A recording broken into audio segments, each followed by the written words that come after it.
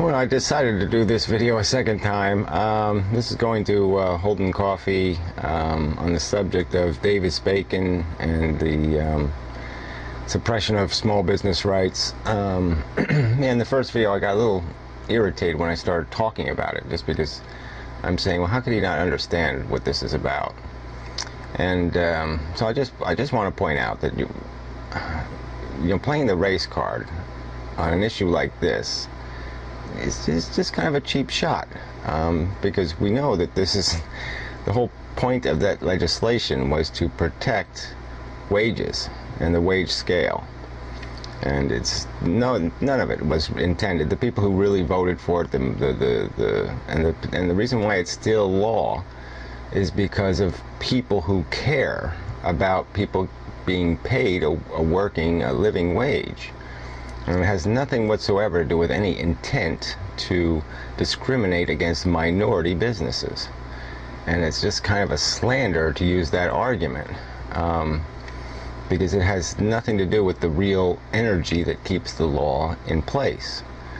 And you know, the idea that, look, government regulation gets onerous and a little bit convoluted, and part of the reason why is because there's so many people that will cheat. I mean, you have to have all this oversight because there are so many cheaters. Everybody's a cheater. And until we start putting cheaters in jail, that's a real problem. I mean, because I would like to have simpler law. But it just doesn't happen because, like I say, everybody's out to screw the system. Everybody's out to play the angles. And that's why everything gets so convoluted. So anyway, on the subject of Davis-Bacon, number one, this only covers government contracts, all right? And so under Ron Paul, the whole government would be blown up anyway, so there probably wouldn't be any such thing. And there would be, obviously, without this standard, without governments protecting unions to some extent, we know what would happen to unions. They would disappear, and wage scales would go down further. They would erode even further. Unions have already been damaged, and partly through their own abuse. I mean, they deserve some of the contempt that is out there, especially the teachers union and then government employees unions. Yes, they've gone way too far, and they're not fighting for fairness anymore. They're extorting for unfairness. But let's understand, but you know, there's nothing. And then you know, first, it only covers government contracts, and second, these rules don't say, oh, well, these rules only apply to small business. Big business doesn't have to meet the same rules. It's the same rules.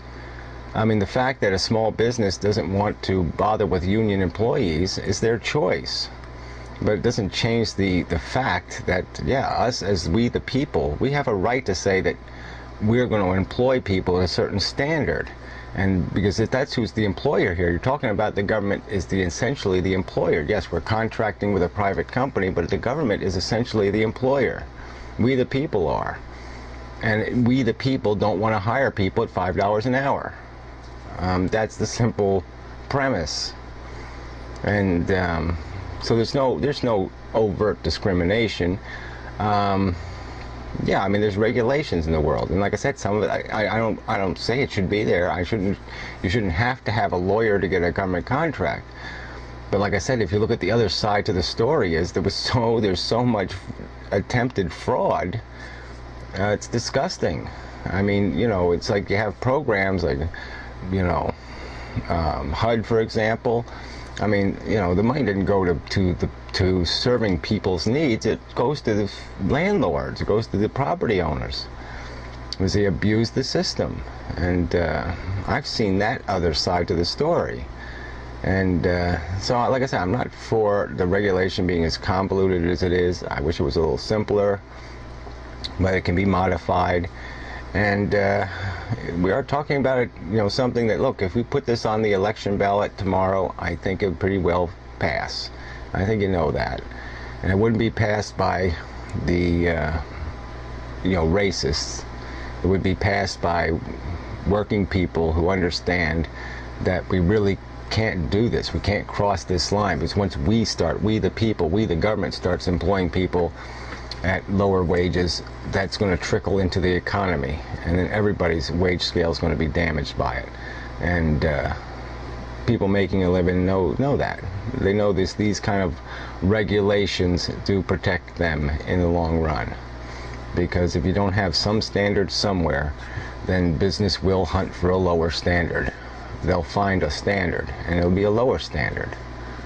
And I'm sorry if, you know, it was too onerous for you, and I'm sorry about the real world fact that big business has advantages. And I would do something to compensate about that. I mean, if I ran the government, yeah, I would do something to balance that equation, to make it more possible for there to be, like I said, I would create non-for-profit competitive businesses in many industries, you know, and they would employ people at a good wage, and the money would go to employees and no one else, no stockholders, no CEOs, nobody else. Nobody would make more than $100,000 a year. And so there would be so little opportunity for anybody to exploit that business, and even if it, like I said, even if it was a disgraceful business, the worst disgrace would be is that it employed people and paid them a decent wage, and that would be the worst crime. But in the current system, yeah, it's certainly far from perfect, but getting rid of it, big mistake, really big mistake, because it's the only thing standing between you know, a world where the corporations will make the decision, and their decision is not going to be the minimum wage, their decision is not going to be pensions, their decision is not going to be health care, their decisions are all going to be in the other direction, and I think you know that. They will break every union in America if there isn't something to stop them, and I think you know it, and so to me it's a bogus argument.